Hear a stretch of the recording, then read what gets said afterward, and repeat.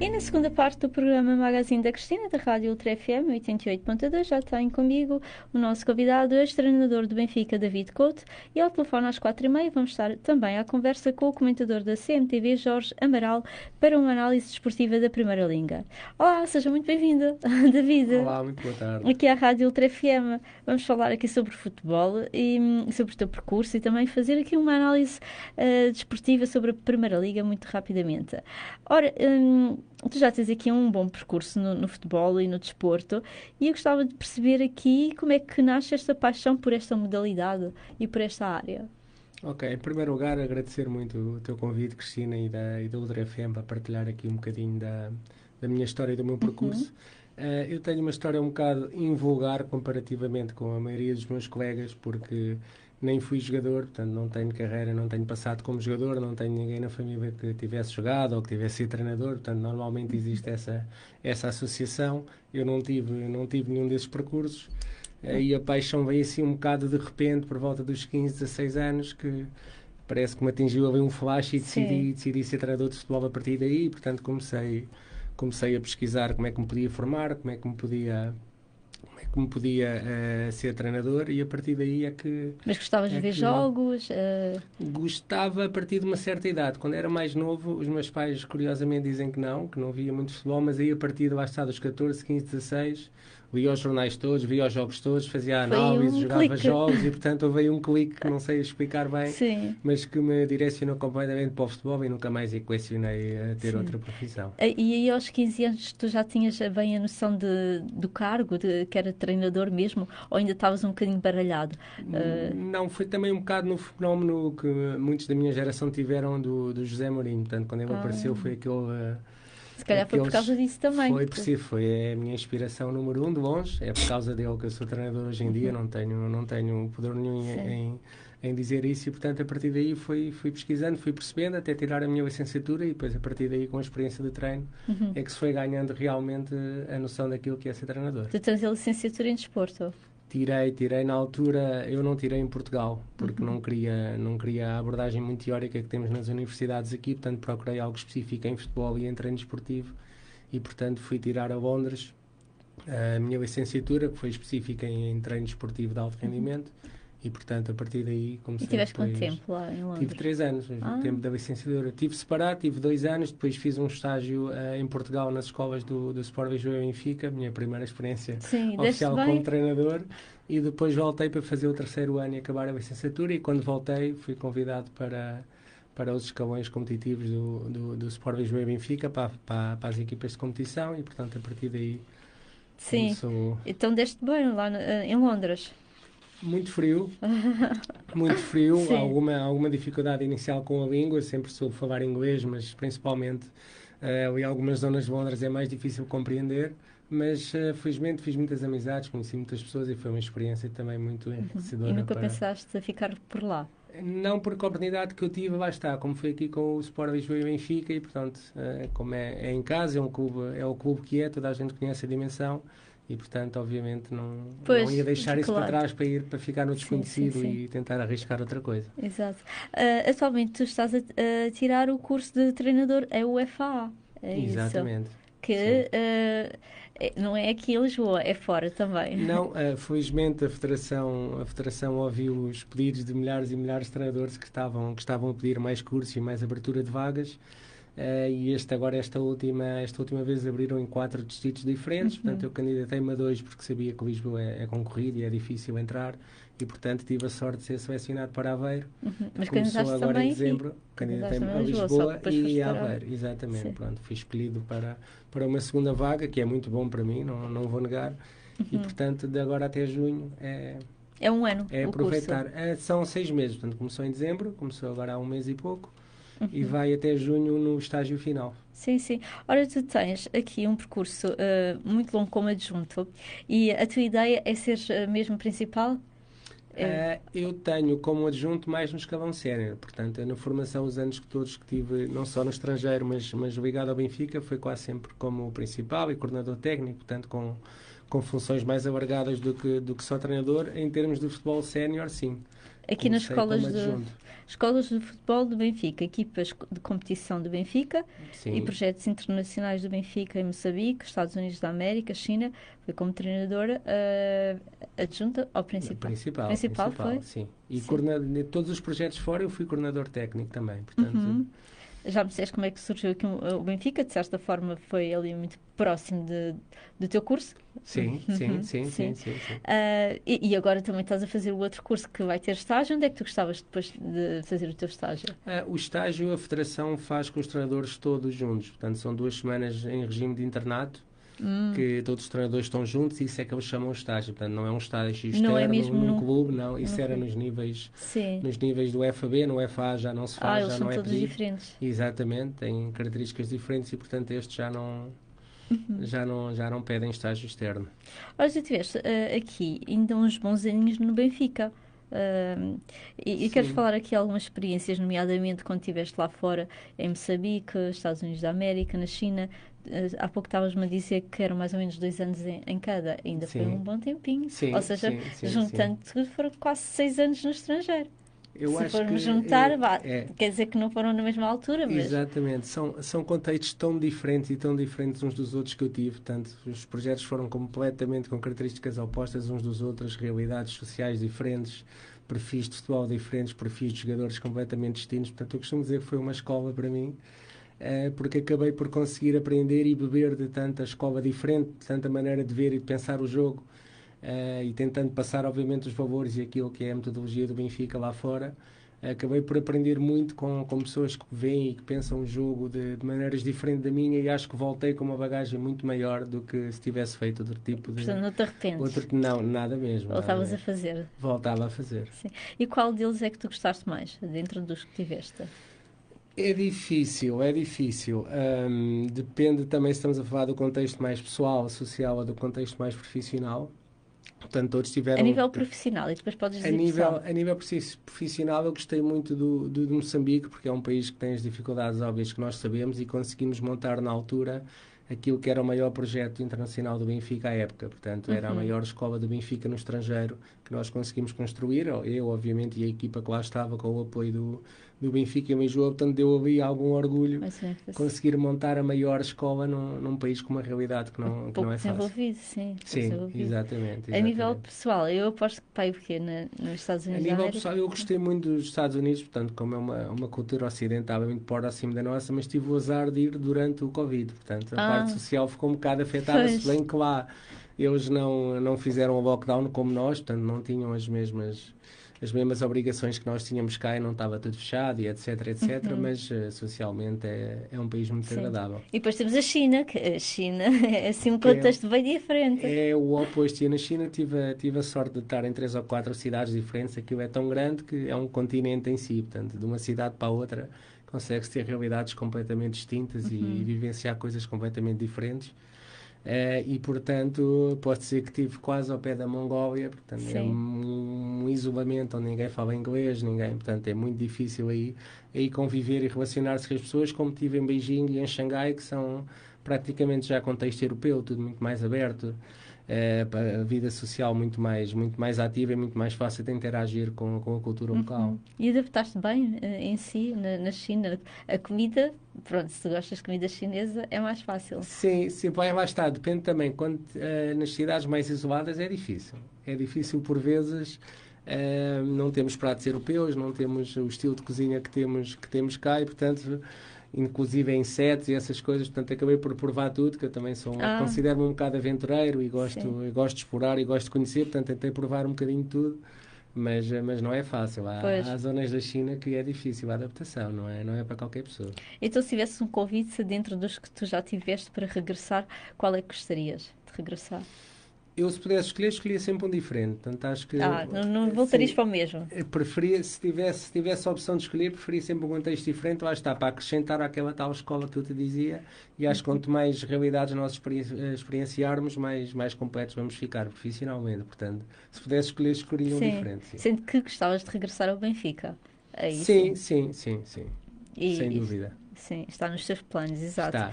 Sei que já passaste pela Academia do Figo também, como treinador adjunto, certo? Aí coordenador Comecei técnico. e depois coordenador técnico e principal, sim. Como tive 2 anos, tive também 2 cidades diferentes. Portanto, o primeiro ano foi uma coisa, o segundo foi outra. Em que cidades? Estive em Zhangjiang e estive em Foi também no Ordos. estrangeiro. Sim, foi na China, foi na Foi na China. China, Sim, esse sim. também foi na China. Esse Tá projeto bem, sim, foram na sim. altura, até foi muito falado nas televisões na altura, que fomos um conjunto de 50, 60, 70 treinadores portugueses com a Academia do Luís Figo e, portanto, espalharmos um bocado pelo país inteiro. Foi um projeto muito giro, por acaso, com amizades que mantenho até hoje. E, portanto, também cheio de experiências e de histórias completamente diferentes da realidade que temos Sim. aqui. Olha, podias partilhar uma connosco, assim, uma história engraçada, de entre Eu tantos anos posso, que tu lá em tiveste. termos profissionais, por acaso, nessa aventura da escola do Luís Figo na Sim, China. Portanto, o primeiro contacto, as primeiras equipas que nós treinamos são jogadores que nem conhecem o jogo, nem sabem as regras do jogo sequer. Portanto, nós tínhamos miúdos a marcar gol por trás da baliza e a pensar que era gol. Portanto, foi um desafio gigante para nós. Estávamos habituados aqui, eu que vinha de um contexto competitivo Benfica, com miúdos super sim. talentosos, e de um momento para o outro passo para miúdos que nem sabem se a bola passa a linha ou o jogo para, que a bola está fora, nem sabiam sequer essa base. E, portanto, foi muito engraçado Estou? esse tipo de Sim, já, só esse um tipo de bocadinho. realidade. Só um bocadinho. Olha, aqui antes de entrarmos ao telefone com o Jorge, que é comentador na CMTV, e estavas a contar aqui uma história muito engraçada, não é? Dos- Sim. no estrangeiro, eu gostava também de não deixar passar alguns clubes, como por exemplo os que tu fizeste parte também no Cascais, mais na parte dos séniores, Cascais nos séniores, no Real também, no Amora, que é da Liga 3, nos séniores, aqui em contextos um bocadinho diferentes, pronto, de futebol, e gostava de perceber como é que foram estas experiências aqui na parte mesmo de séniores. Sim, portanto, no fim foi um bocado um passo lógico na minha carreira, parece-me, depois destes projetos internacionais mais ligados à formação, ao desenvolvimento, à formação de treinadores, etc. Senti que estava na altura de tentar o futebol sénior em Portugal e, portanto, tive o primeiro convite do Cascais, da segunda Distrital de Lisboa, como treinador adjunto. Pronto. Não correu tão bem como a gente esperava, depois daí volto para fora, para o Ruanda, também numa parceria técnica com o Sport Lisboa e Benfica, e depois voltando para Portugal entro no Real e depois tenho o convite para esta última experiência no Amora Liga 3, que é um contexto já muito mais profissional e muito mais aproximado daquilo que eu desejo para mim e para a minha carreira agora nos próximos passos. Sim, sim, além do Benfica, portanto, tiveste no Amora, que é o teu último projeto Sim, mais recente, Liga sim. 3, onde tiveste como treinador adjunto. Treinador adjunto com o Ministério Principal, Nuno Presumo, que foi quem me endereçou o convite, depois acabou por sair porque teve uma oferta do estrangeiro para ir trabalhar com o Ministério José Peseiro, que é companheiro Sim. dele de longa data, e pronto, ele acabou por ir. Estava a ser uma experiência muito, muito rica para mim pessoalmente, de lidar com jogadores já que tiveram em patamares elevadíssimos, com uma experiência que pode passar muito para nós. E, portanto, como eu estava a dizer, uma experiência que me aproxima daquilo que eu quero para a minha carreira agora, que é o futebol profissional sénior. Sim, muito bem, sim senhor. Aliás, tu tens tantos anos aqui no futebol, no Benfica, até podemos fazer aqui um género de uma análise desportiva, que connosco também temos ao telefone o comentador da CMTV, Jorge Amaral. Jorge, estás-me a ouvir? Estou. Olá, Olá, boa Jorge. tarde. Tudo bem, Cristina? Sim, muito. Um beijinho e abraços a todos os ouvintes da Ultra FM. Estou a ouvir. Sim, sim, eu também te estou a ouvir, Jorge. Estava aqui só a organizar aqui as coisinhas, mas muito obrigada por estares aqui através do telefone connosco na rádio, na Rádio Ultra FM. E o trabalho na CMTV está a correr bem? Felizmente, como sempre na luta, é sempre um desafio quase diário, tanto na análise de jogos como no comentário sobre os próprios. Portanto, é sempre um desafio aliciante de quem nos ouve e de quem nos vê. Muito bem, sim, senhora. Aqui, nós vamos fazer uma breve análise. Já estamos quase em março, não é? Maio é o fim do campeonato. O que é que tu estás a achar, Jorge, aqui dos jogos dos três grandes? O que tu já estás habituado um bocadinho a fazer na CMTV? Ora bem, eu acho que isto é um campeonato de veras complicado, até porque só 2 equipas são apuradas para a Liga dos Campeões, uma de uma forma direta e outra ainda tem que ir aos playoffs, e uma terceira, sempre com grandes investimentos, todas elas, umas mais que outras, como é evidente, e tudo isto acarreta uma pressão muito grande para cada uma. Essa pressão faz com que, se calhar, o nível futebolístico das equipas vá tendo mutações durante toda uma época, e elas também vão variando em função de competições internacionais, das Ligas Europas, da Liga dos Campeões, e de próprias lesões, tudo o resto. Portanto, vimos um Futebol Clube Porto muito forte num princípio da época, que fez com que conseguisse chegar aos pontos, a ter quase 10 pontos de avanço. Neste momento tem, depois com aquele desaire com o Casa Pia, em que realmente veio alimentar um pouco, as equipas que vêm atrás, com a possibilidades de se chegarem à frente, mas com uma melhoria em termos futebolísticos do Benfica a todos os níveis, a recuperação de muitos jogadores que estavam lesionados, um Sporting que nunca abdica da sua ideia de jogo, uma ideia que a mim até me agrada em termos futebolísticos, num pendor atacante muito grande, mas no futebol a gente primamos essencialmente, não é pela parte da beleza, é tudo muito bonito, é os resultados. E fundamentalmente o Porto é uma equipa que privilegia, a parte defensiva como o seu mote inicial, e depois tentar transições e tentar estudadas muito, já preparadas durante um treino, durante meses, para conseguir tirar dividendos na parte ofensiva. Sim, portanto, vai ser companhia. Diz, Cristina. Sim. O Porto está muito bem posicionado, portanto está no primeiro lugar no campeonato.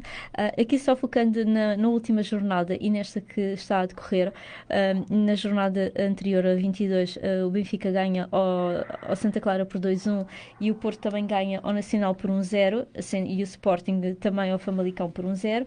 Aqui, hoje, joga o Porto contra o Rio Ave. O Benfica já ganhou ao AVS por 3-0 e o Sporting também por 3-0 ao Moreirense. Quem é que tu achas que vai ganhar hoje?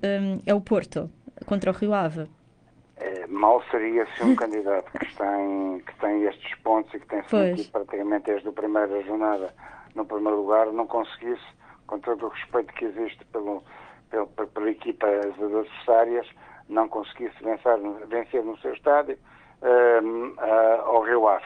Mas o futebol é pródigo em surpresas, mas de todas as formas não acredito que essa surpresa possa acontecer. Aliás, o Porto tem neste mês, neste fim de fevereiro, princípio de março, uma chave muito importante na mão para poder gerir o resto do campeonato, porque se passar estas 2 jornadas, hoje com o Rio Ave, depois a seguir com o Aroca e a próxima deslocação que tem ao Estádio da Luz, muita coisa pode ficar aí, se calhar não definida, porque não há nada definido, mas como eu costumo dizer, cada jornada que passa e que o Porto vença, há menos uma oportunidade dos adversários de chegarem à frente. Sim, o Porto tem... Quer a gente quer não, é importante. Tem estado muito bem este ano, portanto está quase mesmo com o título, de certa forma, só com muita azar é que ele se calhar não vai lá, não é? Não é tão taxativo quanto isso, porque os 3 pontos perdidos contra o Casa Pia, naquela altura em que infelizmente a intempérie assolou o nosso país e estragou o aspecto futebolístico, e de que maneira, porque o Benfica também sentiu em Tondela, se não me engano, portanto, porque os campos ficaram, impraticáveis, e isso só prejudica as equipas, mais fortes. E esses 3 pontos vieram dar uma mudança a um campeonato que a priori poderia estar já Garantido, quase quase. definido. Garantido. Portanto, ainda há campeonatos, ainda há jogos muito complicados e temos que sempre desconfiar que o azar pode bater à porta. Agora, como o velho nosso ditado, candeia que vai à frente alumia duas vezes, e os nossos adversários gostariam certamente de estar na nossa posição. Ainda pode haver muita mudança, é verdade. Aliás, o campeonato só termina mesmo em maio, portanto, até lá ainda pode haver alguma esperança do Sporting. Sim, Claro, exato. claro. Agora, antes de falarmos aqui também um bocadinho sobre a Liga dos Campeões, deixa-me só dizer, Jorge, que temos em estúdio David Couto. Ele já esteve no Benfica, já esteve há alguns anos no Benfica, no departamento internacional também lá fora, nos Estados Unidos da América, em Moçambique, na China, e está aqui connosco, não só na entrevista, mas também para partilhar aqui o palpite. E vai-te fazer uma pergunta, não é, David? Sim. Mas antes de fazer a perguntinha, eu quero só perguntar ao David se concorda com tudo que o Jorge disse, ou se há alguma mudança aqui a nível do campeonato. Sim, eu para já endereçar aqui um cumprimento ao Jorge, é um prazer partilhar com ele este espaço de comentário com uma pessoa que tem a experiência que tem no futebol português, portanto acaba por ser uma referência. Sim, concordo com a maioria do que foi dito, acho que o Porto é favorito, embora com a distância de 4 pontos e faltando 33 pontos, se não me engano, para o final do campeonato, qualquer juízo, como o Jorge estava a dizer e bem, pode muito bem alimentar o Sporting e desmoralizar um bocado o Porto. Tem agora nas próximas jornadas Benfica e Braga, se não me engano, as próximas 4 que podem relançar até para o Benfica este campeonato. E portanto acho que o Porto, como o Jorge dizia bem, nas próximas 3-4 semanas pode, como se costuma dizer, dar a machadada final no campeonato, se conseguir sobreviver a esta fase. O Sporting eu acho que tem o melhor argumento para conseguir lutar, que é o facto de ser bicampeão. Portanto é um grupo vencedor, com um treinador vencedor, com jogadores que estão habituados a estes momentos e habituados a ganhar, que parece muito importante, e portanto acho que não vão desistir e não vão baixar a guarda até ao fim, e tem o ponto menor de saber que qualquer deslize também tem outro grande atrás que os pode ultrapassar, e de repente em 1-2 semanas de lutar para o título podem passar para um terceiro lugar, e portanto isso internamente para a moral dos jogadores também pode ser decisivo. Relativamente ao Benfica, acho que é o mais fácil de comentar neste aspecto, é o que vai mais atrás, e acho que a única hipótese que tem de ainda sonhar com qualquer coisa teria que ser mesmo ganhar os jogos todos até ao fim e esperar que haja juízes dos outros dois grandes. Não me parece que tenham grandes alternativas. Sim, concordo. Aqui, relativamente à Liga dos Campeões, e por estávamos a falar também do Benfica, Jorge, o que é que tu achas? Achas que tudo pode aqui mudar? Porque o Benfica perdeu com o Real Madrid por 1-0 no play-off. E vai à segunda mão esta quarta-feira, dia 25, às 8, exatamente. É a hora do jogo. Ainda existe uma esperança ao fundo do túnel, certo?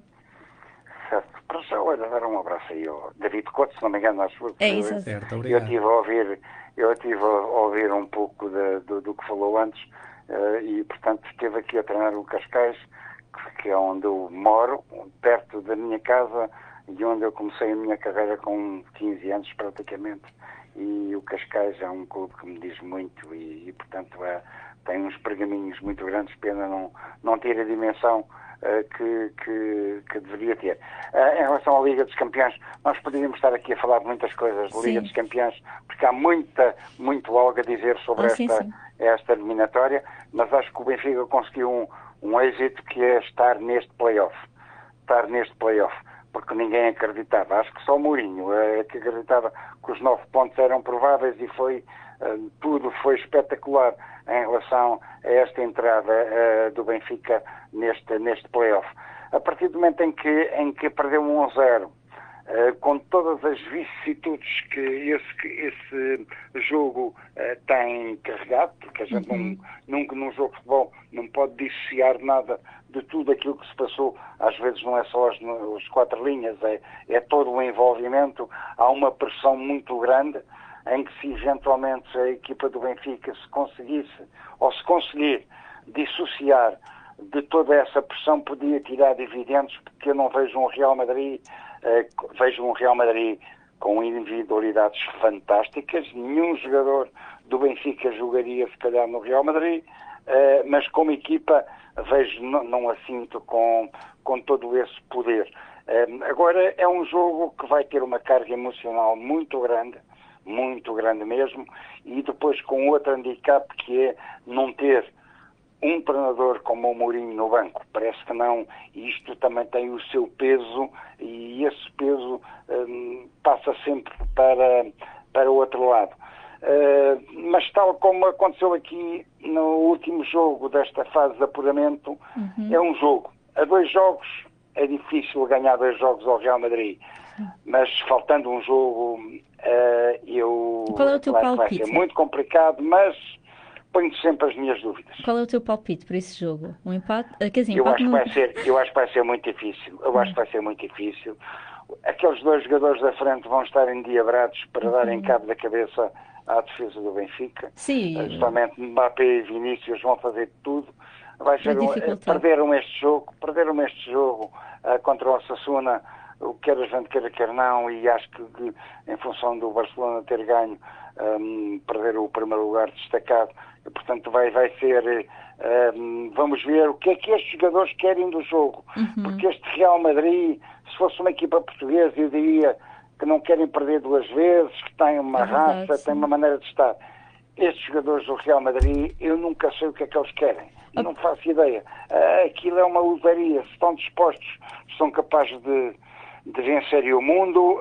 Se eventualmente estiverem acomodados e acharem que isto é muito fácil, podem dar, como abriram aqui, e o Porto e o Benfica foi um vencedor indiscutível naquela fase de apuramento, em que podia ter até humilhado ainda mais um Real Madrid. De certo que vai ser um bom jogo, porque os dois querem ganhar, portanto, isso aí está garantido. Mas que vai ser... há um estádio que cria uma pressão enorme sobre os seus adversários. É um estádio que vai, com tudo isto que aconteceu, e se calhar aqui até é bom não ter, por um lado é bom não ter Mourinho no banco, mas por outro seria bom para a equipa do Benfica, seria bom para o outro lado se calhar tira menos pressão, mas é um público que vai pressionar ao máximo, que vai empurrar a equipa do Real Madrid, vai tornar naquilo um inferno. Agora é importante sobreviver a esse inferno. Com certeza, vamos esperar, já quarta-feira que vamos saber como é que vai ficar. Agora só aqui uma opinião muito rapidamente. Aproxima-se o Mundial, Jorge, e ainda está tudo muito recente, como é óbvio, só vai começar em junho, mas até onde é que tu achas que a nossa seleção pode chegar neste Mundial? Olha, eu acho que isto, quando a gente fala de uma equipa como Portugal, uma equipa como a nossa, com os jogadores que nós temos e a quantidade de opções que nós temos, é sempre tão imprevisível. Nós podemos sonhar com o mundo, como podemos sonhar a apanhar com o próximo avião para ir para casa. Mas tu achas que vamos pelo menos passar a fase, desculpa te interromper, pelo menos a fase de grupos, não é? Não, muito mais. Muito mal seria se isso não acontecesse. Muito mal seria se isso não acontecesse. Porque acho que hoje, com esta dilatação de clubes em campeonatos mundiais e europeus, só realmente se as equipas se extraírem em demasia, e mesmo assim não é preciso tanto para não estarem nas fases seguintes. Portanto, eu acho que Portugal vai continuar. Vai dar, tem jogadores para isso. Eu acho que vai ser um Mundial do Diogo Jota. Exatamente, sim. Este Mundial do Diogo Jota... E do Ronaldo também, entre aspas, porque o Ronaldo está ali às vezes no término. O Ronaldo está lá sempre, não é? O Diogo Jota não vai lá estar. E vai ser uma memória para todos. E todos vão querer representar o Diogo Jota pela sua maneira de estar e de ser no futebol de uma maneira diferente, e se calhar poderá instigar e incentivar esta equipa a fazer um pouco mais do que aquilo que tem feito, porque nós portugueses, nós costumamos fazer as coisas muito em cima do joelho. À última hora a gente faz as coisas. Então andamos sempre e nunca pomos logo desde o princípio tudo aquilo que todas as nossas capacidades. E acho que Portugal tem capacidade para chegar mais longe. Para ir mais longe. Se me perguntares se pode ser campeão mundial, tudo é possível, num jogo tudo é possível, como aconteceu em França, que fomos campeões europeus contra uma enorme equipa Podemos francesa. Ter a possibilidade de fazer história outra vez, eu espero que sim. Sim. E Portugal é cá estaremos um para país ver. da luta para isso. É verdade, sim. Agora, só para terminar, David, tu tinhas uma perguntinha para fazer ao Jorge, certo? Sim. Podes terminar sim. então e terminamos assim a conversa com o Jorge e aqui a análise desportiva. Podes fazer a tua pergunta. Ok.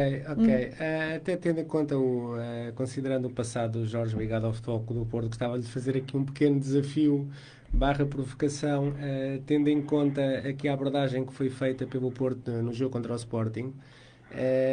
Se tudo se mantiver na tabela como está até ao jogo com o Benfica no Estádio da Luz, qual acha que deveria ser a abordagem do Mr. Farioli no jogo no Estádio da Luz? Ou seja, deveria jogar mais com a possibilidade de ter empate e vitória, são resultados muito bons para o Benfica, para o Porto neste caso, ou acha que, tendo em conta a superioridade que o Porto tem exibicional relativamente ao Benfica, se deveria mesmo entrar num estádio fora contra o principal rival para ganhar, ou qual acha que deveria ser a abordagem mais correta para o Porto nesse jogo do Estádio da Luz? Então, em 2 minutinhos rápidos, Jorge, consegues? Ora bem, nós muitas vezes costumamos olhar para os jogos em função do momento. E eu não estou na cabeça de Farioli. Farioli montou uma estratégia de jogo que vem baseada de defender bem e vem baseada até numa ideia que era transmitida por José Maria Pedroto, em que dizia o 0-0 é nosso e vamos à procura do 1-0. Quer dizer, defender bem e procurar 1-0 sem perder a noção do espaço e de quando perde a bola, o momento em que se perde a bola, a recuperação e o posicionamento. E é esse o handicap que o Porto tem tido desde o primeiro momento. Agora, a abordagem a um jogo do Benfica, se calhar depende em que momento isso vai acontecer. Houve uma abordagem em Alvalade, em que o Porto ganhou 2-1, totalmente diferente, mas depois o Porto foi abordando um pouco os jogos seguintes contra os grandes em função de esperar. Foi sempre um jogo de espera e aproveitar o momento para aproveitar o espaço, atacar o espaço, mas essencialmente partindo de defender bem. É uma equipa que está muito programada para este tipo de estratégia, de sofrer para depois poder morder, vá lá, entre comas. E eu penso que não vai abdicar dessa maneira de estar. Tal e qual como Mourinho, quando veio ao Dragão, achou que realmente o empate seria um bom resultado, para o Porto também era um bom resultado. E, portanto, se não perder contra os rivais diretos, eu acho que é sempre um bom resultado. Partindo de uma boa organização defensiva e nunca abdicando de olhar para a baliza adversária. Muito bem, sim senhor, muito bem respondido, Jorge. Tu tens muita experiência já. Jorge, muito obrigada por mais aqui uma análise desportiva. Desejo-te um bom trabalho na CMTV e cá estaremos um dia destes aqui novamente na Rádio Ultra FM. Um beijinho, obrigada, Jorge, obrigada. Foi assim aqui a análise desportiva com o comentador da CMTV, Jorge Amaral, aqui um olhar sobre o futebol, tanto na Primeira Liga como no Mundial e na Liga dos Campeões. E antes de terminarmos e de colocar aqui uma ou outra pergunta a terminar a entrevista, gostaria de dizer que a Dulce Maria, que nos acompanha aqui através das redes sociais, diz: Cristina, percurso incrível, muito sucesso, portanto é direcionado a ti. Que ela está a ouvir e, portanto, é verdade, de certa forma tu és muito persistente no que tu queres.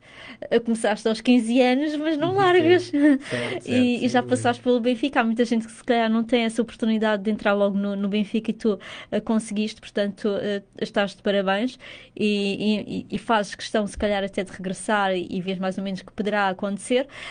Pergunto também até onde é que tu gostarias de chegar aqui nesta área que tu decidiste levar a partir dos 15 anos. Exato. Eu costumo dizer, até a falar às vezes com alguns amigos, eu se pudesse escolher qualquer outro emprego não escolhia. Portanto, este é mesmo aquilo que eu quero fazer e não tenho...